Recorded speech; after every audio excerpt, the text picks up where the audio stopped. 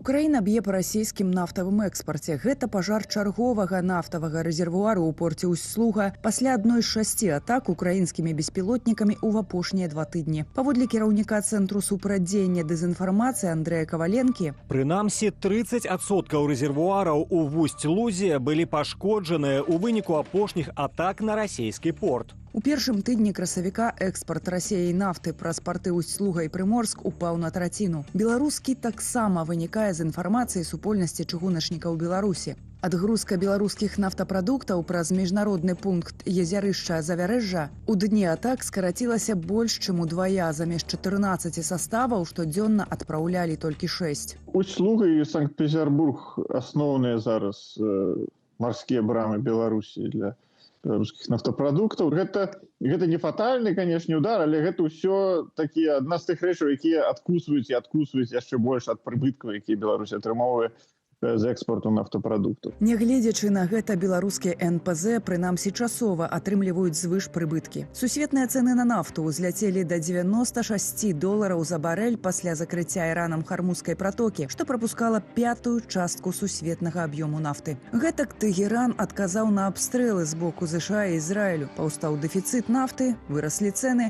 Вашынгтон часова адкрыў рынак для расійскай нафты. Дональд Трамп спрабуе заключыць з Іранам угоду, здольную нават удвая знізіць глобальныя кошты на чорнае золата. Тэгеран адкрывае Хурмузскую пратоку, а ў перспектыве ЗША здымаюць санкцыі з іранскай нафты. Калі узнавяцца тыя аб'ёмы, якія былі да вайны, з цягам часам цана на нафту будзе ніжэй. Можа скласціся і так, што пад канец года мы зноў вернемся да сітуацыі пачатку цяперашняга года, калі будзе цана на нафту вельмі нізкая і прыбыткі адпаведныя і расійскія, і беларускія ад нафты і нафтапрадуктаў будуць на тым нізкім узроўні. У такім выпадку для Беларусі стануць адчувальнымі рэгулярныя перабоі з продажам нафтапрадуктаў праз расійскія парты. Цяпер на атакаваную Усть-Слугу прыпадае 39% аб'ёму гэтага экспарту. Петербургскі нафтавы тэрмінал перагружаны, праз Чорнае мора Лукашенка перавальваць не рызыкуе, а праз Мурманск далёка і дорага. Пасавала б вяртанне ў парты Літвы і Латвіі. Шантажаванне гэтых краінаў працягваецца. Праз мяжу ляцяць метэазонды з кантрабандай, ідзе плынь нелегальных мігрантаў. Мінск намякае, што можа спыніць крызіс. Если он, окончил нас атаковать временно, что он? Ситуация как-то по сути лучше стала? Надо с ним тогда начать какой-то диалог из этого. Мы понимаем, что и наши официальные лица, и сам президент Науседа понимает карикатурность этой логики. Никаких переговоров с белорусским режимом, пока этот режим есть, даже рискуя разозлить Соединенные Штаты. Пасля зняцця санкцыяў з беларускага калію ЗША заявілі, што яго транзіт мае ісці праз Клайпеду. Манёўр з каліем паўтарае іранскую мадэль. Сілай прабіць тавару шлях на рынак, каб знізіць сусветныя кошты. Вашынгтон гатовы ігнараваць санкцыі і ціснуць на саюзнікаў, каб амерыканскія фермеры атрымалі танную сыравіну. Беларускі рэжым плоціць за паслабленне палітвязнямі, сам жа застаецца недатыкальным. Прасоўванне дэмакратыі ва ўсім свеце больш не з'яўляецца прыярытэтам амерыканскай знешняй палітыкі. Гэта Вашынгтон абсалютна адкрыта і публічна заявіў. Вось так цяпер гэта ёсць. Адпаведна, не бачу прычыны лічыць, што беларускі трэк тут некае прынцыповае выключэнне. Не цікавіць зараз. Знешняя палітыка ў ЗША змяняецца за зменамі прэзідэнтаў. Не факт, што гэта не будзе такім самым праз 2 гады. Лукашенка хоча выціснуць максімум у апошнія 2 гады кіравання Трампа, не пакідаючы дыктатарскага крэсла, вярнуцца на сусветныя рынкі і залічыць асабістую сустрэчу з прэзідэнтам ЗША. Пасля яе Лукашенка можа атрымаць менш таксічную, чым цяпер расійская, нафту з Амерыкі. Піша віртуальна польска, абапіраючыся на крыніцы ў ЗША. З аднаго боку, гэта павялічыць незалежнасць дыктатара ад Расіі. З другога, давядзе да Владзіміра Пуціна, што ЗША здольныя выводзіць пад санкцыі ізгояў і за пэўныя саступкі вяртаць іх у міжнародную сістэму. Калі такі план сапраўды існуе, то пакідае пытанне. Нафта з ЗША была б венесуэльскай і азербайджанскай. Дарагая дастаўка, дарагія гатункі, пад перапрацоўку якіх не навостраныя беларускія МПЗ. Таму яе трэба мешаць. 15 год таму яе змешвалі, з чым з расійскім Юралс. Лёгкая нафта, на выніку ідзе, ну, тое, што ўжо можна перапрацаваць там у мызыры, напрыклад. Гэта каштуе. Я не бачу ніякіх выгадаў і ніякіх момантаў, якія могуць сапраўды паспрыяць таму, што Беларусь адарвецца ад Расіі. Ды і самую Расею Трамп не імкнецца адрэзаць ад нафтавага гандлю. У адсутнасць санкцыяў гандаль сыравінаю свабодны, без нацэнак, якіх вымагае шэры гандаль. Згодна з інфармацыяй Reuters, Трамп, верагодна, падоўжыць дзеянне паўзы ў санкцыях супраць расійскай нафты, каб стрымаць сусветныя кошты. Юлія Цельпук, Белсат. Так, ну все гэта адбываецца усцяж в працэсе гэтая падзея, дакладней такі канфлікт вакол Ірана, армузскай пратокі. Цяпер мы фактычна ў сярэдзіне гэтага працэса знаходзімся, але такія-сякія высновы, я думаю, ўжо можам зрабіць. Я спадзяюся на гэта, што такія-сякія высновы нам агучыць Зміцер Крук, старэйшы навуковы супрацоўнік цэнтру Бэрок, который з намі ўжо знаходзіцца на відэасувязі. Вечар добры вам, спадару Зміцер. Ну, пачнем по-любому ад гэтай гісторыі з нафтавай прапановай Дональда Трампа, нібыта Александру Лукашэнкі, нібыта, таму што гэта пакуль што у нас толькі ёсць крыніцы ў нейкіх польскіх медыяў, на якія яны спасылаюцца. Але на вашу думку, в прынцыпе, тэарэтычна такі план, гэта рэальны план, ці ўсё-такі гучыць як палітычная фантазія для вас? Ну, тэарэтычна я не магу выключыць, што насамрэч штосьці падобнае абмяркоўвалася, і калі вось глядзець на гэтую схему, я б сказаў, што гэта рэплікацыя той спробы пастаўкі венесуэльскай нафты, якая была пры канцы 10-х, пачатку 11-12 гадоў, калі спрабавалі фактычна адрэагаваць на расійскую пазіцыю, калі вось яны перад выбарамі 10-го года яны ціснулі на Лукашэнку, і была з боку Лукашэнкі спроба прадэманстраваць, што вось такая пераарыентацыя нафтавая магчымая. Але чым яна скончылася, вядома, што з эканамічных чыннікаў не ўдалося ніякім чынам забяспечыць яе працаздольнасць.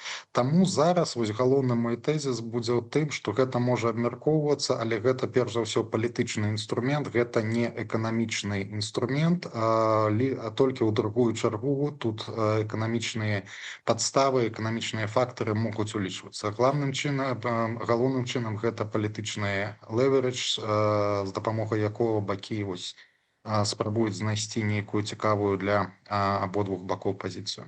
Так, ну але ж нейкія матывы такой прапановы прынамсі у этого заходняга амерыканскага боку ёсць. Як мне зразумелыя гэтыя матывы, гэта яны думаюць пра перспектыву, пра магчымае заканчэнне вайны ва ўкраіне, калі расійская нафта будзе заставацца яшчэ пад забаронай, пад банам для еўрапейскага рынку, для украінскага рынку. Ну і тут Беларусь, само сабой, роля нашай краіны ўзрастае, становіцца ключавой для этого рэгіёна, каб ганяць не толькі гэтыя угнаенні калійныя з Чорнага да Балтыйскага мора, але і тую ж нафту, тыя ж энерганосьбіты. То бок у гэтай сітуацыі ж па-любому Беларусь становіцца вось такім вузлом, магчыма, істотным у нашым рэгіёне. Ці гэта не актуальна? Ну, ведаеце, хутчэй бліжэй да другой пазіцыі, не тое, што гэта зусім не актуальна, але ж все ж таки трэба разумець, у агульнай сусветнай сітуацыі мы такая кропля ў моры, і кажучы пра нафтавыя аб'ёмы, і наогул, калі мы будзем глядзець на тую нафту і нафтапрадукты, якія ідуць з Расіі, іх уплыў на глобальны рынок, ён даволі абмежаваны. І тая патэнцыйная частка праз гэтыя умоўныя свопы, зноў жа такі падкрэсліваю, што мы ў вельмі умоўным ладзе размаўляем, тое, што гэта можа паўплываць фактычна на цэнавую кан'юнктуру, я б вельмі сумненна да гэтага паставіўся. Але з пункту гледжання фармавання наратыву і з пункту гледжання прапановы нейкіх дадатковых магчымасцяў, каб збудаваць тую канструкцыю, якую магчыма амерыканская адміністрацыя для сябе бачыць, як вы падкрэсліваеце, як опцыю пасля вайны, і каб гэтыя опцыі пакласці на стол, такое я выключаць не магу. Але тое, што Беларусь стане нейкім сур'ёзным нафтавым хабам у сусветным маштабе і нават там ва ўсходнееўрапейскім, не, я думаю, сур'ёз аб гэтым казаць не выпадае. Ну, нафтавым так. Ну, я так больш нават і пра лагістыку агулам, так. Там ж адбудова ўкраіны, умоўна кажучы, будзе ж таксама адбывацца, і это вся лагістыка матэрыялу, магчыма, бы праз Беларусь. Ну, мне так, прынамсі, здаецца, тут вельмі вялікі патэнцыял мог бы быць у нашай краіны.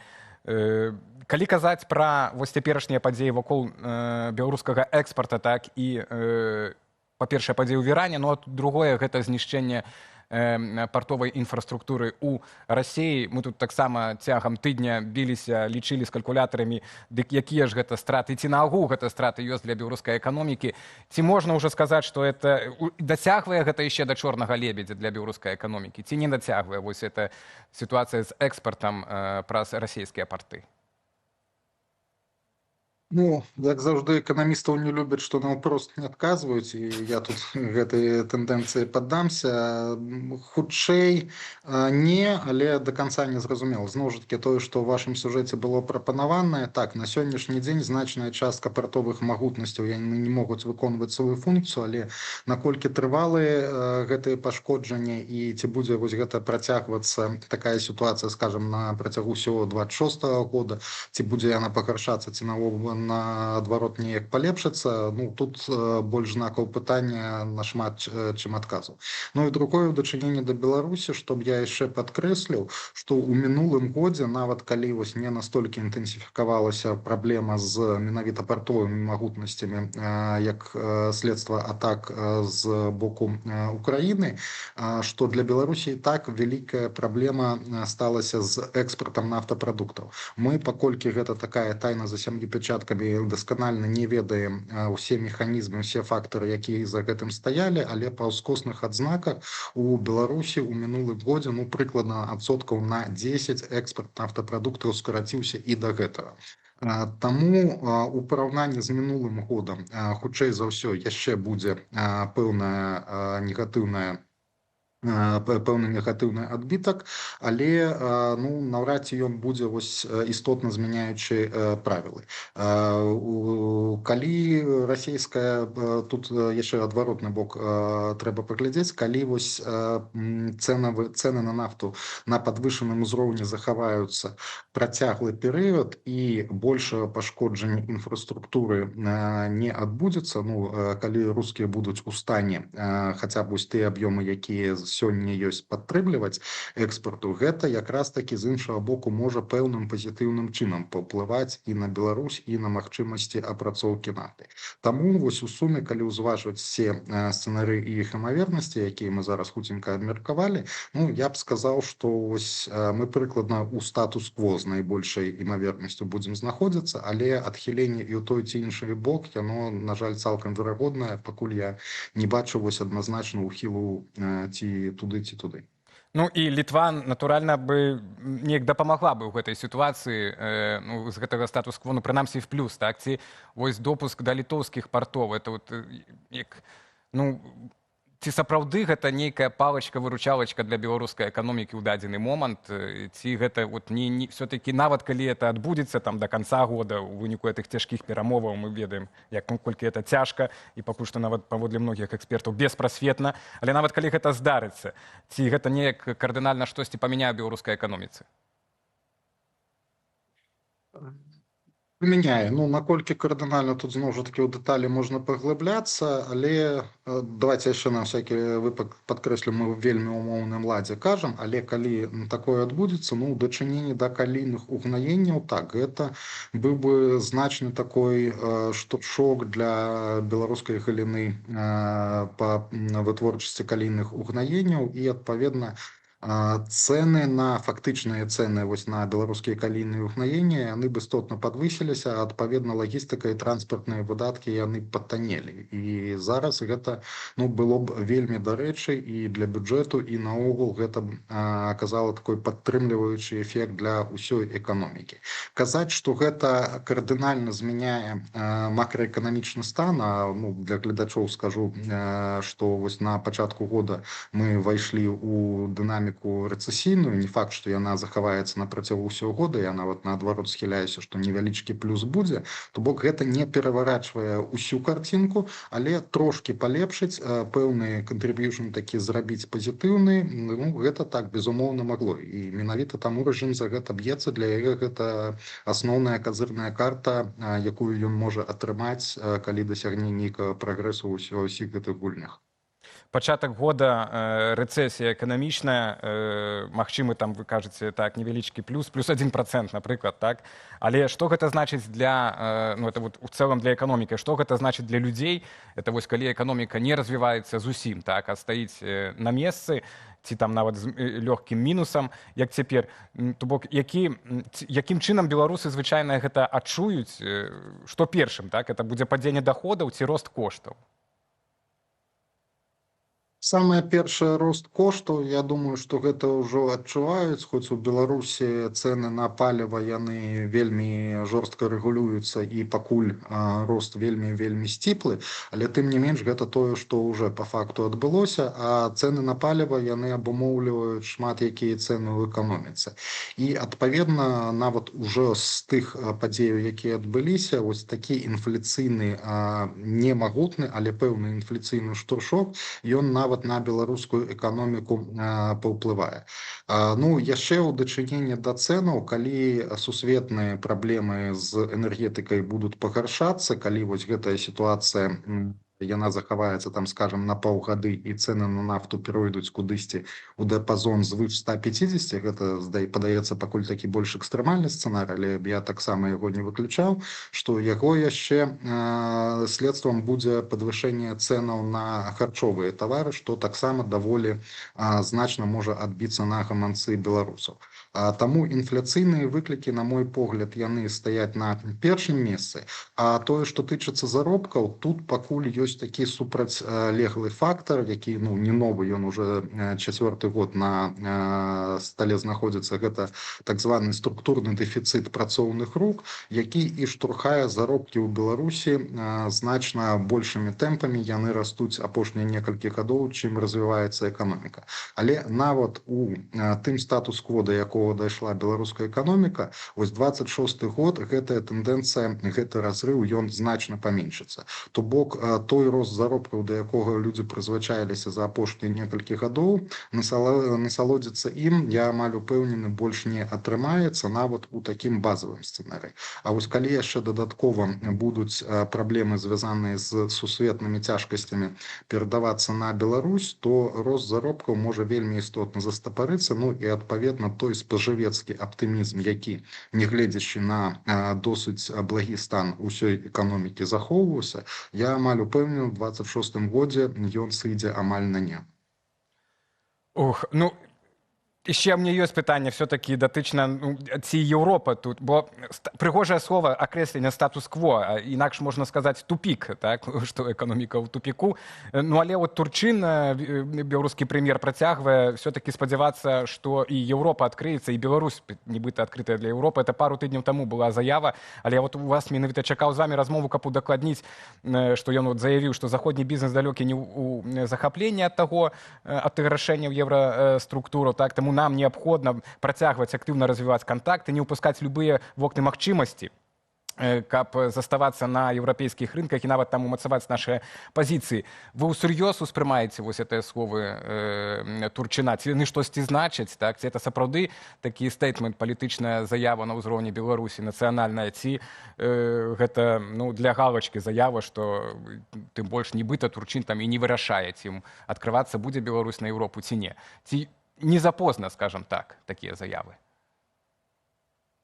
Я больш другая опцыя, якую вы прапанавалі, ну, павінен же штосьці казаць, па пасадзе паложана, адпаведна, ну, вось такія выказванні ідуць. Але, ну, у пэўнай ступені гэта так, палітычны сігнал такім пры урадавым дзяржаўным бізнесам таксама, што не трэба адмаўляцца наогул ад еўрапейскіх рынкаў, і там, дзе гэтыя зараз гандлёвыя стасункі, яны вельмі праз санкцыйную сераду абмежаваныя, але тым не менш яны не тое, што зусім зніклі, там пэўныя сыравінныя тавары, якія не падлягаюць пад абмежаванне санкцыйныя, яны з Беларусі па сёй дзень экспартуюцца, ну і адпаведна даволі значны шэраг спажывецкіх тавараў ён таксама ідзе з Еўропы. Таму вось у якасці такога месаджу, што хаця б вось гэтую базу трэба захоўваць, ну так з вуснаў таго, хто называе сябе прэм'ер-міністрам, гэта пэўны сэнс мае, і вось у гэтым сэнсе палітычны